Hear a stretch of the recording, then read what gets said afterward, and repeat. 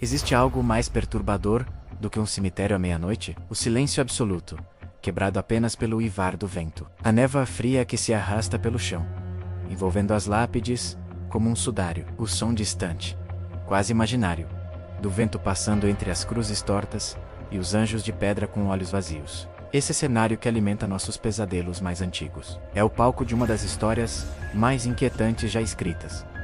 A Dança dos Ossos, do mestre do terror psicológico Guy de Maupassant. Nesta narrativa sufocante, somos apresentados a um jovem oficial do exército. Ele é cético, talvez um pouco arrogante, cheio daquela certeza que só a juventude e a ignorância podem proporcionar. Para ele, os mortos são apenas poeira e ossos, e o medo deles é uma superstição de camponeses. Então, em uma noite de bravata, ele aceita um desafio aparentemente simples, mas terrivelmente ousado.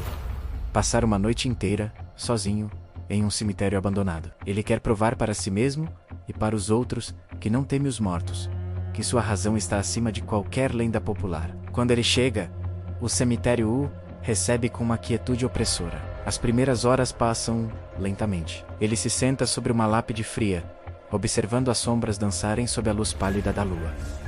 No início, há apenas o silêncio. Um silêncio tão profundo que ele consegue ouvir a própria pulsação em seus ouvidos. Ele sorri, sentindo-se vitorioso. Que tolice! Pensar que algo poderia acontecer ali. Mas então, um estalo, um som seco, como um galho quebrando sob o peso de um pé invisível. Ele olha ao redor, o coração acelerando um pouco. Deve ter sido um animal, ele pensa. Um rato, talvez. Nada com que se preocupar. Ele tenta se acalmar, mas a semente da dúvida já foi plantada. Depois, outro estalo. E mais. Os sons começam a se multiplicar, vindo de todas as direções. Não são mais sons de galhos quebrando. São sons mais pesados, mais graves, como pedra se arrastando sobre pedra. A arrogância do oficial começa a se dissipar, substituída por um calafrio que percorre sua espinha. Ele se levanta, os olhos arregalados, tentando encontrar a fonte daqueles ruídos perturbadores. E então, o impensável acontece. Diante de seus olhos, as lápides pesadas começam a tremer. Elas se inclinam, rangendo, como se empurradas por uma força vinda de baixo. A terra, ao redor delas, começa a se revolver. Lentamente, terrivelmente, as covas se abrem. Fendas escuras rasgam o solo sagrado, exalando um cheiro de terra úmida e de algo mais. Algo antigo e esquecido. E das profundezas dessas covas abertas, esqueletos emergem, figuras brancas e ossudas, libertando-se da terra fria, que foi sua prisão por tanto tempo. O oficial fica paralisado, a respiração presa na garganta. Ele espera o ataque. Espera ser despedaçado por mãos esqueléticas, perseguido por figuras saídas do inferno. Mas eles não o atacam. Eles não o perseguem. Eles nem mesmo parecem notar sua presença. Eles dançam. Sob a luz fantasmagórica da lua, os esqueletos começam uma valsa silenciosa e grotesca. Uma dança macabra, onde ossos estalam em um ritmo que só eles podem ouvir. É uma visão que desafia a razão. Uma cena que quebra a mente do jovem oficial. Mas o verdadeiro horror ainda estava por vir. Um por um, os esqueletos param de dançar e se aproximam de suas próprias lápides. Com dedos ossudos, eles traçam as inscrições gravadas na pedra.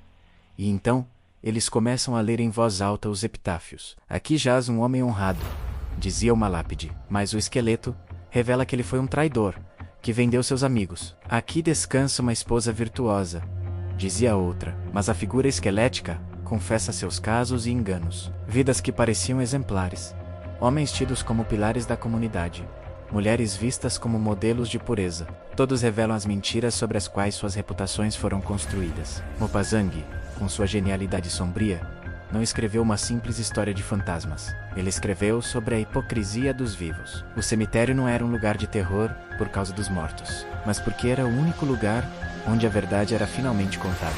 A morte despojou essas almas de suas máscaras sociais, de suas mentiras cuidadosamente construídas, e revelou a podridão que escondiam em vida. O verdadeiro horror não estava nos ossos dançantes, mas na revelação de que as pessoas que enterramos, as pessoas que admiramos, podem ser completamente diferentes do que imaginamos. E isso nos leva a uma curiosidade sombria sobre o autor. Guy de Maupassant foi discípulo de outro gigante da literatura, Gustave Flaubert, mas sua vida foi marcada por uma tragédia pessoal profunda. Ele sofria de sífilis, uma doença que em seus estágios finais pode levar a graves problemas neurológicos. Maupassant desenvolveu uma paranoia intensa, acreditando estar constantemente sendo perseguido por presenças invisíveis, por um outro eu que ele chamava de Horla. Ele sentia que sua mente estava se desintegrando, sendo invadida por forças que não conseguia controlar. Em um ato de desespero, ele tentou tirar a própria vida, antes de ser internado em um asilo, onde morreu pouco tempo depois. Muitos críticos e leitores acreditam que seus contos são um reflexo direto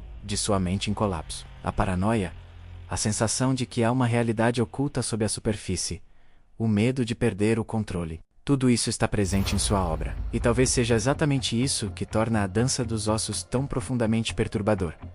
Não é apenas uma ficção, é um vislumbre do abismo pessoal de um homem cuja genialidade era alimentada por sua própria dor e loucura. A história nos força a confrontar uma verdade desconfortável. O verdadeiro terror não está nos mortos que se levantam de seus túmulos. Não está no sobrenatural. O verdadeiro terror está no que nós, os vivos, escondemos. As mentiras que contamos a nós mesmos e aos outros. Os segredos que guardamos às 7 chaves. A máscara que vestimos todos os dias para navegar pela sociedade. Maupassant nos pergunta: o que acontece quando essa máscara cai? O que acontece quando não há mais ninguém para enganar? A dança dos esqueletos é uma metáfora poderosa para a verdade inevitável que a morte traz. No final, tudo o que resta são os nossos atos, despidos de qualquer pretensão.